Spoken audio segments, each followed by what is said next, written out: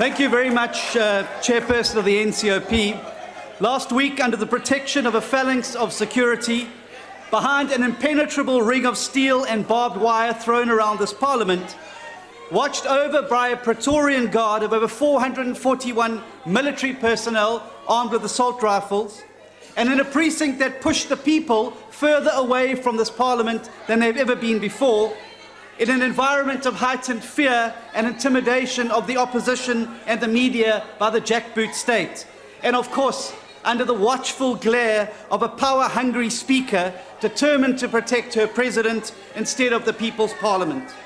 This president stood before the nation and described a land so far removed from the ordinary reality lived by South Africans on a daily basis, you were left wondering if it was at all possible for one man to be so detached from the lived experience of our people. Honourable Steenhuisen, please take your seat. Honourable Waters. Chairperson, I'm sorry to interrupt the Speaker, but it seems like Castle Corner has moved from that side to that side. All they do is howl. They're not listening to the speech, and I'm surprised you haven't called them to order. Please take your seat. Honourable members. Point of order, House NCOP Chair. Honourable. Should I go ahead? No, sir. I am going to rule. Honourable members, you are allowed to heckle, but you are not allowed to drown the speaker on the podium. Diveni kakhle, you are allowed to heckle, but none of you is allowed to drown a speaker. Please proceed. Honourable. Point of order, Chairperson of NCOP. You are on a point of order? Yes. Yes, sir. The point of order I want to raise is that respect for the House is important. There is no House chair, there is no castle corner in the House. Thank you, sir. Honourable Waters, there is no castle corner in the House. Can we proceed? Honourable Steenhuisen. It was truly bizarre to hear the President outlining plans that sounded like he was an opposition leader running against his own government than the leader of a party that's been in power for 22 years. How disappointing it must have been for the 9 million South Africans sitting at home without work, desperate for a glimmer of hope that things will get better. All they were served up was a dish of more high rhetoric, more empty promises, and yet another year of despair to add to the 8 previous years of the Zuma presidency. And that's why, when he droned on in that monotonous monotone, he put his own benches to sleep and he made his nation weep. His members slept because they know, just as the nation knows, that he will never ever deliver. The nation wept because they knew that these were just words on a page written by the Latuli House apparatchiks going through the motions, just like jobs, jobs, jobs, just like the 9-point plan, just like the NDP. Nothing will come of the speech. It was nothing more than a cynically crafted subterfuge as a bit to disguise the backstory of state capture, corruption, and failing parastatals.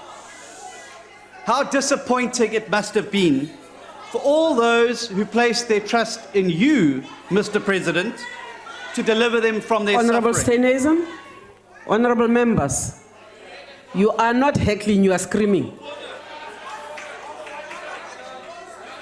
Please continue. Not only have you broken faith with the Constitution, you've broken faith with the people.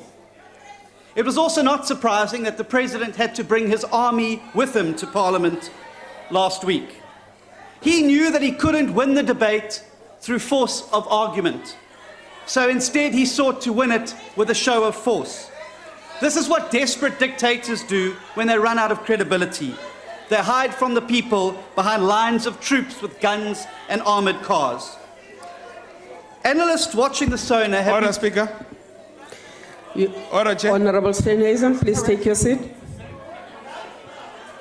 Chair. Yes, sir. Your point of order.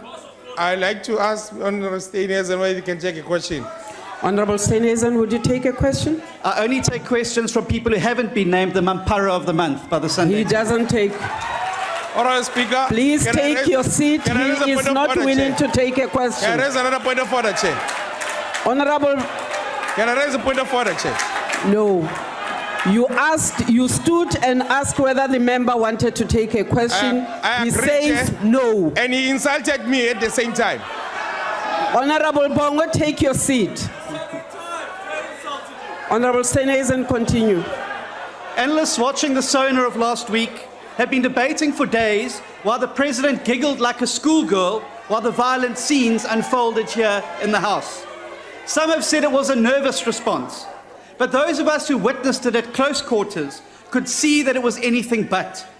The president was clearly relishing the brutal beating and the awful sounds of flesh on bone, breaking benches, and the wails of terrified women in pain. Only a true tyrant would derive enjoyment watching those opponents elected to exercise oversight over him being dealt with like this. But as disappointed as those citizens last week must have been with the president's speech, pales into insignificant with the disappointment they must have felt by the poor grade of speakers fielded by this uncaring, unresponsive, arrogant and inward-looking lot here today. We had Minister Jeff Radebe up here, and he spoke about the mayhem, but of course conveniently forgets the fact that Minister Zulu tore up 2 of the flags in memory of the Esendameni 94, that we were told to F off and call dogs in this house by members of the ANC, including premiers. And then you complain that the EFF disrupts the president's spurious points of order when all you've done today is deploy that exact tactic in this house against DA speakers. Hypocrisy indeed. You're wrong about JSE ownership. The PIC has 1.8 trillion rand of investments on the Johannesburg Stock Exchange, all pensions money of civil servants, and according to the DPSA, the civil service is 91% black South Africans. Go back to the drawing board. I also noticed from the weekend papers that you appear to have entered the race for the presidency of your party. You've got a bit of catching up to do because 1 or 2 of the candidates are a little bit ahead of you in terms of their literature. I'm still trying to work out what the BM stands for. Could it be bad mood?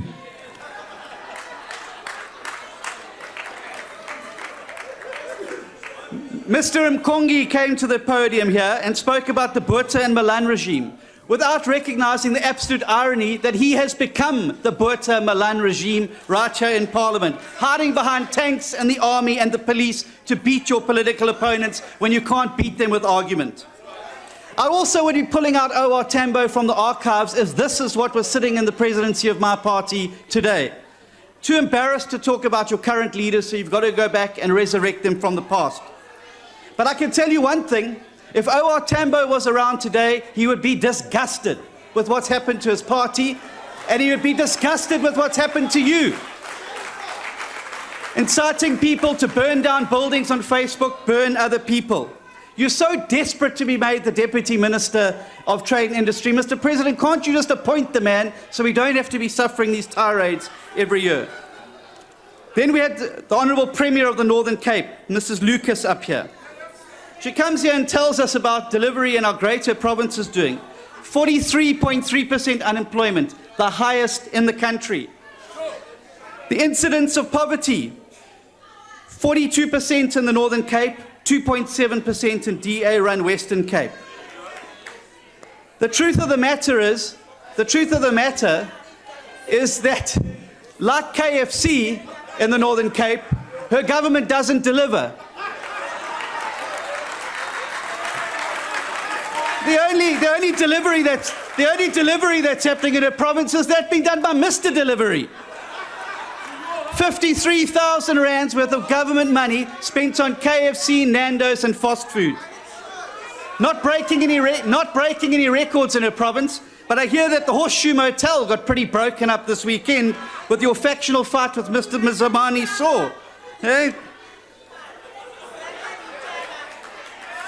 I would suggest that you go back to your province and sort it out rather than coming here and swanning around in your fancy outfits.